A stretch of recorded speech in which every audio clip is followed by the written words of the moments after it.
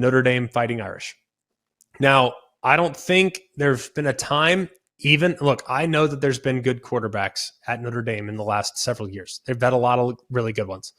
But we're talking about Sam Hartman, a guy that statistically speaking is one of the best in the history of college football. Now, don't ask me. We're talking about guys that rank in the top 10 in touchdowns and yards and all this stuff. Like, he's up there. So statistically speaking, he's one of the best quarterbacks we've seen play the game. All right. What will he do now with the Golden Dome? And I think this group has a really good piece. Look, we know they're not going to completely get away from who they are. Audric Estime is a power back. He's going to get downhill. They're going to be physical along the line of scrimmage. They got one of the best left tackles in America. I think they're going to still pound the football. The big question, wideouts. I think that's the biggest question. Well, are any of the guys going to emerge and become a legitimate go-to dude? Is it going to be Jaden Thomas? Is it going to be Deion Colsey? Is it going to be Tobias Merriweather? You look at those guys, you kind of think about, are they going to be able to take that step? Those are the big questions for me. Can they find a dependable go-to wide receiver? Because they're not going to have that tight end at the end of the line of scrimmage to get them out of trouble like they've had the last couple of years. Still going to be good at that position. Let's not get it twisted. Notre Dame's always got a good tight end. But will they be as good at wide receiver to put some fear in the defense as far as the vertical threat is concerned? You lose some key pieces up front, including Isaiah Foskey, never good on the defensive side, but they're pretty dang stout on defense. And they're going to continue to be stout on defense. Look, we know who they are.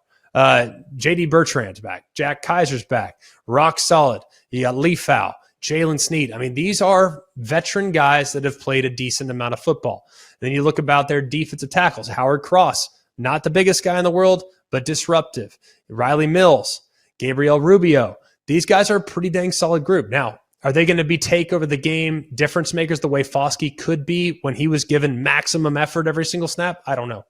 But I do know that the sum will be greater than each individual part potentially. And then in the back end, I think Benjamin Morrison's got a chance to have All-American caliber season. He's that good. And remember, that was just as a young player last year. Had 6 interceptions, including 3 against Boston College and 2 against Clemson. So that tells you all you need to know. This guy could take the next step. Plus Cam Hart's in there as well. The secondary should be rock solid. So very bullish on Notre Dame, especially the play of their quarterback position.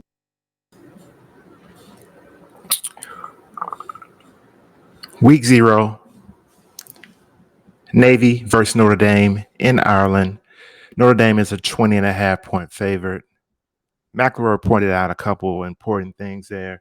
The thing I want to emphasize is new quarterback, new offensive coordinator, and their top receiver had 7 catches last year. I don't think you remedy all that in week 0. Game 1 for both teams. Notre Dame is going to be a great team, but I think Navy covers the 20.5-point spread in Ireland. We know Navy's going to be in shape and Navy's going to play hard, and we know what they're going to do. They're going to run the ball. I still like Navy to cover the spread of 20.5. Last year's score was 35-32 Notre Dame.